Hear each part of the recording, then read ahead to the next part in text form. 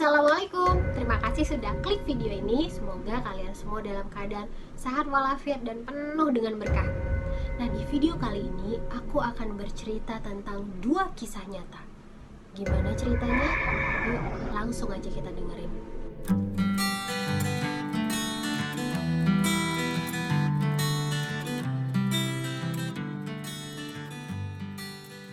Cerita pertama yang akan aku bawain adalah tentang seorang suster baik hati yang tidak pernah ada.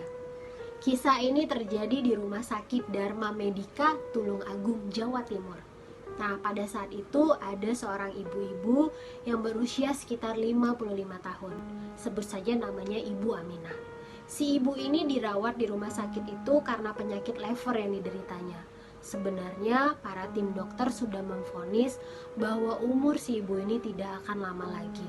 Bukan saja hanya kesadarannya yang terus-menerus menurun, mata serta kukunya yang sudah berwarna kuning, tapi si ibu ini sudah terlambat dibawa ke rumah sakit.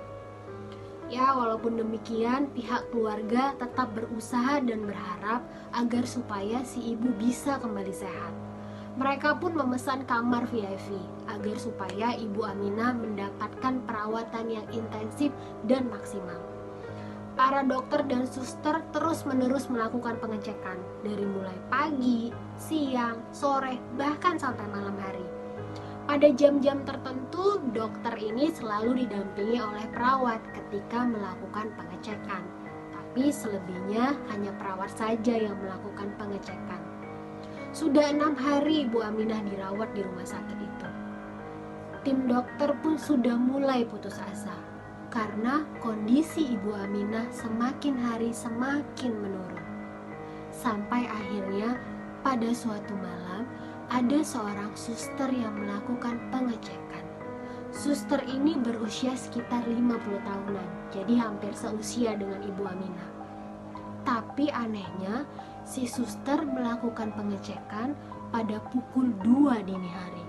Pada saat itu, anaknya Ibu Aminah udah tidur. Si suster juga sempat mengelus-elus rambut Ibu Aminah sambil memberikan motivasi supaya Ibu Aminah ini tetap semangat biar cepetan sembuhnya. Susternya juga sempat memberikan segelas air putih yang katanya sih ada obatnya di dalam. Keesokan paginya, dokter tuh kaget melihat keadaan Ibu Aminah menjadi jauh lebih segar. Dan setelah dilakukan pemeriksaan, ternyata kondisi Ibu Aminah menjadi jauh lebih baik, berbanding terbalik dengan hari-hari sebelumnya. Nah, beberapa hari kemudian pun Ibu Aminah dinyatakan sudah sehat dan udah bisa pulang ke rumah. Hari itu Ibu Aminah dan keluarganya mengucapkan banyak terima kasih kepada para dokter dan perawat yang ada di rumah sakit itu. Tapi Ibu Aminah nggak ngelihat satu orang suster. Dia pun langsung nanya tuh ke perawat yang ada di situ. "Mbak, saya mau nanyain suster yang malam itu datang ke kamar saya.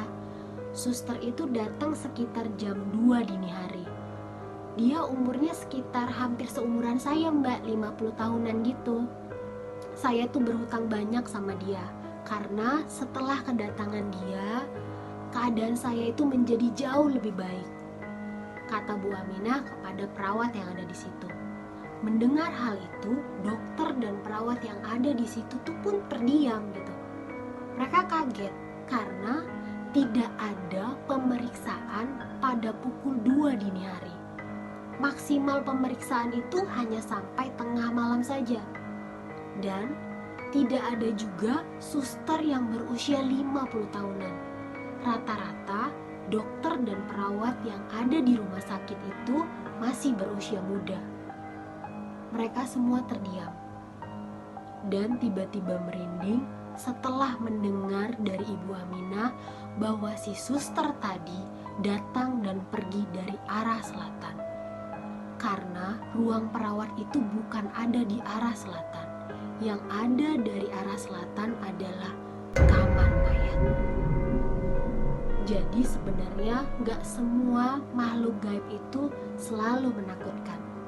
Kira-kira kamu mau gak dirawat oleh suster itu? Cerita kedua ini berkisah tentang kisah nyata Bayu, driver ojol, dan dimensi lain. Beberapa orang percaya bahwa di tempat-tempat tertentu ada dimensi paralel. Entah itu nyata ataupun tidak, tapi ada kehidupan di situ. Ada orang-orang, aktivitas, keramaian, seperti dunia pada umumnya. Tapi bedanya mereka bukanlah manusia.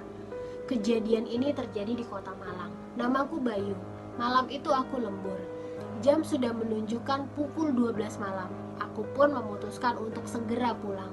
Ojol yang aku pesan pun sudah sampai di depan kantor. Driver ojol separuh baya itu bernama Pak Agus. Raut mukanya sangat datar dan tatapan matanya pun kosong. Apa mungkin dia lelah ya, pikirku. Aku pun langsung naik ke motor dan kami pun langsung berjalan. Gak berapa lama aku mencoba mengajak Pak Agus untuk ngobrol. Niatnya sih cuma ingin memecahkan suasana biar gak terlalu kaku. Dia merespon perkataanku, tapi hanya berupa anggukan atau jawaban singkat. Baru kali ini aku ngedapetin driver ojol yang sangat kaku. Gak berapa lama dia pun berbelok.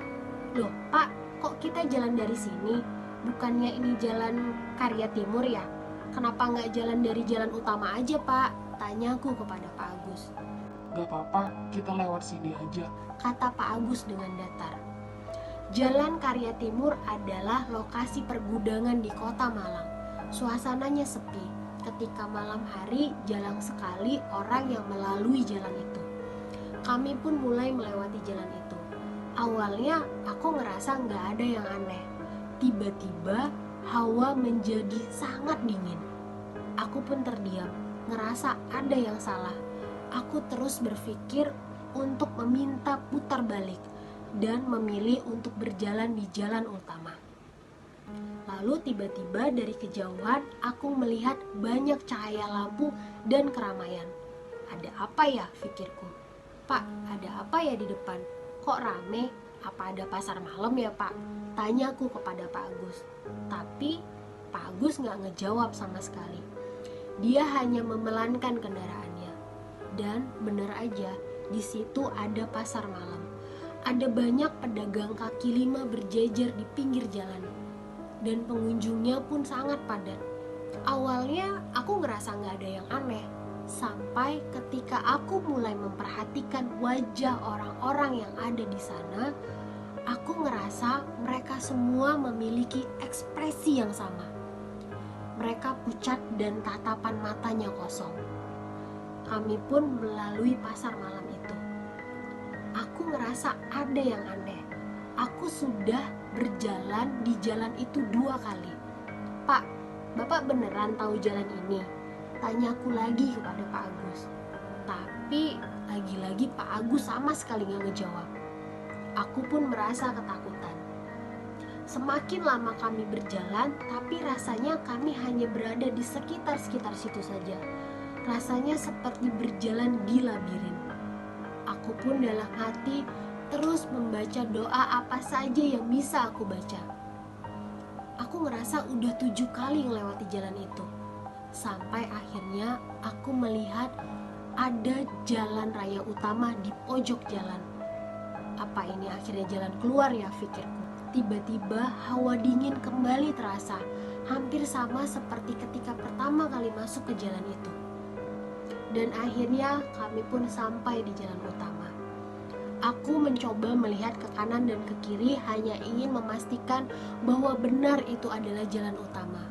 Tapi ternyata kami kembali ke titik awal penjemputan. Dari tadi ternyata kami hanya melewati lapangan kosong.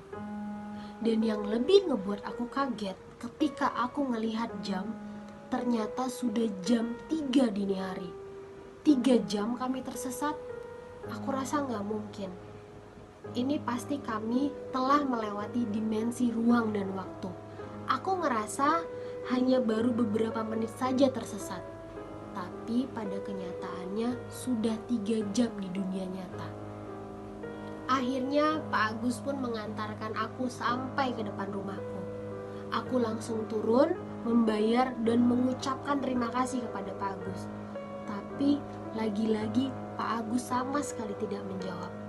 Ekspresi mukanya datar dan tatapan matanya kosong.